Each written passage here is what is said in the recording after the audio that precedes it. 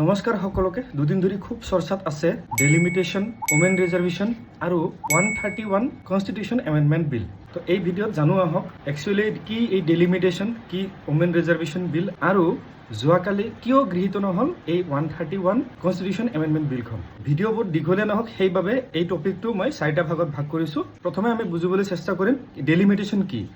ভাৰতৰ সংবিধানৰ আৰ্টিকেল 82ৰ ওপৰত ভিত্তি কৰি প্ৰত্যেক 10 বছৰৰ পিছত এবাৰকৈ চেঞ্চাছ কৰা হয় আৰু প্ৰত্যেকবাৰৰ চেঞ্চাছৰ পিছতে এটা ডেলিমিটেশ্যন এক্সাৰচাইজ ফ'ল' আপ কৰা হয়। আৰু প্ৰথমবাৰৰ বাবে 1951ত ভাৰতবৰ্ষত চেঞ্চাছ হৈছিল। সেই চেঞ্চাছৰ পিছত যি ডেলিমিটেশ্যন হৈছিল তেতিয়া লোকসভাৰ মূল চিট আছিল 494টা। 1961ৰ চেঞ্চাছৰ পিছত যিটো ডেলিমিটেশ্যন হৈছিল তাৰ ৰিপৰ্ট আছিল 1962ত আৰু তাৰ পিছত লোকসভাৰ আমাৰ চিট বাঢ়িল গৈ 522টালৈকে 522।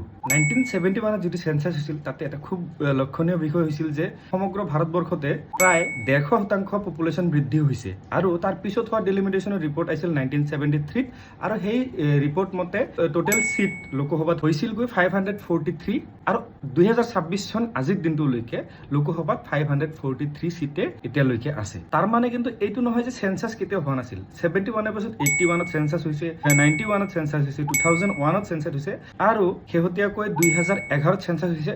2021ত চেঞ্চাছ হোৱা নাছিল COVID-19ৰ কাৰণে, কিন্তু 71ৰ পিছত আৰু কেতিয়াও ডেলিমিটেশ্যন হোৱা নাই। কাৰণ আছিল 1971ৰ যি পপুলেশ্যন বৃদ্ধি হৈছিল 150%, তাত মূলত হিন্দী বেল্টৰ যিবিলাক ষ্টেট আছে UP, বিহাৰ আৰু নৰ্দাৰ্ণ ষ্টেটছত পপুলেশ্যন বেছিকে বৃদ্ধি হৈছে আৰু সাউথ ইণ্ডিয়ান ষ্টেট যিবিলাক আছিল স্পেচিয়েলি তামিলনাডু, কেৰেলা, কৰ্ণাটকা, তেওঁলোকে ফেমিলি প্লেনিঙৰ প্ৰচেছখিনি আঁকোৱালি লৈ তেওঁলোকে ধুনীয়াকে পপুলেশ্যন কণ্ট্ৰল কৰিবলৈ সক্ষম হৈছিল। যাৰ ক্ষেত্ৰত যেতিয়া ডেলিমিটেশ্যন হয় হিন্দী বেল্ট যেনেকুৱা নৰ্থ ইণ্ডিয়ান ষ্টেটত UP যেনেকৈ চাওক 80 চিটছ আজিৰ দিনত, তাৰ কম্পেৰিজনত কিন্তু তামিলনাডু, কৰ্ণাটকা, কেৰেলা তেওঁলোকৰ MP চিটছটো কমি আহি গৈছিল। তো তেওঁলোকে এটা বস্তু ফিল কৰিলে যে লোকসভাত আমাৰ ৰিপ্ৰেজেণ্টেশ্যন অলপমান কমি যাব নেকি। সেইকাৰণে তেওঁলোকে তেতিয়াৰ প্ৰধানমন্ত্ৰী ইন্দিৰা গান্ধীক তেওঁলোকে এপ্ৰ'চ কৰিলে। তেওঁলোকে প্ৰটেষ্ট কৰিলে যে ডেলিমিটেশ্যন প্ৰচেছটো বন্ধ হ'ব লাগে, আদাৰৱাইজ সকলোকে ইকুৱেল ৰিপ্ৰেজেণ্টেশ্যন দিব লাগে। কাৰণ আমি যিহেতু ফেমিলি প্লেনিংটো আঁকোৱালি লৈছোঁ, ফেমিলি প্লেনিংটো চেণ্ট্ৰেল গভৰ্ণমেণ্টৰ এটা আইডিয়া আছিল, সেইটো আমি আমাৰ দৰে ষ্টেটে যেতিয়া ধুনীয়াকৈ আঁকোৱালি লৈ কিনে আমি এডুকেশ্যনৰ ক্ষেত্ৰত ডেভেলপ কৰিছোঁ, ফেমিলি প্লেনিং কৰিছোঁ, পপুলেশ্যন কণ্ট্ৰল কৰিব পাৰিছোঁ, আমি ৰিৱাৰ্ড পাব লাগিছিল। কিন্তু ৰিৱাৰ্ডৰ এগেইনষ্টত আমি কি পাই আছোঁ, আমাৰ চিট কমি গৈ আছে, আমাৰ ৰিপ্ৰেজেণ্টেশ্যন কমি গৈ আছে, যাৰ কাৰণে তেওঁলোকে প্ৰটেষ্ট কৰিলে। আৰু 1976ত ইন্দিৰা গান্ধী গভৰ্ণমেণ্টে 42 কনষ্টিটিউশ্যন এমেণ্ডমেণ্ট এক্ট আনিলে আৰু সেই এক্টত কি কোৱা হৈছিল যে এতিয়াৰ পৰা 2001লৈকে চেঞ্চাছৰ পিছত আৰু ডেলিমিটেশ্যন প্ৰচেছ কৰা নহ'ব, এক্সাৰচাইজ কৰা নহ'ব।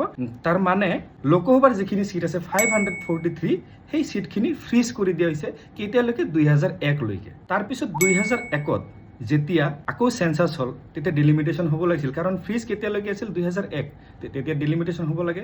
তেতিয়াৰ প্ৰধানমন্ত্ৰী অটল বিহাৰী বাজপেয়ীক এগেইন তামিলনাডু, কেৰেলা, কৰ্ণাটকৰ নিচিনা ষ্টেটসমূহে এপ্ৰ'চ কৰিলে যে এই ফ্ৰিজটো আকৌ এক্সটেণ্ড কৰি দিব লাগে। কাৰণ কম্পেৰিটিভলি সাউথ ইণ্ডিয়ান ষ্টেটতকৈ নৰ্থ ইণ্ডিয়ান ষ্টেটছৰ পপুলেশ্যন এগেইন বৃদ্ধি পাইছে চেঞ্চাছৰ ৰিপৰ্ট মতে। তো অটল বিহাৰী বাজপেয়ীৰ গভৰ্ণমেণ্টে কি কৰিলে 2001 চনত 84th কনষ্টিটিউশ্যন এমেণ্ডমেণ্ট এক্ট 2001 আনিলে, এগেইন এই ফ্ৰিজটো এক্সটেণ্ড কৰি দিলে আনটিল 2026। সেইটো হ'ল এতিয়া। 2001 চনত অটল বিহাৰী বাজপেয়ী যিটো এক্ট আনিছিল তেতিয়া যিটো ফ্ৰিজ কৰিছিল তাতে কিছুমান ইম্পৰ্টেণ্ট পইণ্ট তাতে সোমাই দিছিল যে ইণ্টাৰনেল ডেলিমিটেশ্যন হ'ব পাৰে। ইণ্টাৰনেল ডেলিমিটেশ্যন মানে যোৱাবেলি আমি যেতিয়া দেখা পালোঁ অসমত ডেলিমিটেশ্যন হ'লে সমষ্টি পুনৰ নিৰ্ধাৰণ হৈছে, সেই সমষ্টি পুনৰ নিৰ্ধাৰণ অসমৰ ভিতৰতে হৈছে, চিটসমূহ সমান থাকি গৈছে, খালি বাউণ্ডাৰীজ চেঞ্জ হৈছে, সেইটো হৈছে ইণ্টাৰনেল ডেলিমিটেশ্যন। আৰু য'ত ST SC ৰিজাৰ্ভেশ্যন আছে যিখিনি, সেইখিনি আমি অলপমান সাল সলনি কৰিব পাৰোঁ, তাৰ বাহিৰে চিট কমোৱা বা বঢ়োৱা ডেলিমিটেশ্যন এক্সাৰচাইজ কৰিব নোৱাৰে। তো এইখিনি আছিল চেঞ্চাছ আৰু ডেলিমিটেশ্যন। আৰু নেক্সট ভিডিঅ'ত জানিম 131 কনষ্টিটিউশ্যন এমেণ্ডমেণ্ট বিল যিটো যোৱা 16 তাৰিখে উপস্থাপন হৈছিল আৰু ওমেন ৰিজাৰ্ভেশ্যন এক্ট 2023 যিটো এইবেলি ইমপ্লিমেণ্ট কৰিব খুজিছিল। ভিডিঅ'টো ভাল লাগিলে লাইক কৰি দিব, কিবা আৰ্গুমেণ্টছ থাকিলে কমেণ্ট কৰিব, আৰু যদি আপোনালোকে ৰিলেট কৰিব পাৰে আৰু যদি ভাবে যে এইখিনি বস্তু আৰু 10জনে জানিব লাগে আপোনালোকে শ্বেয়াৰ কৰি দিব। ধন্যবাদ।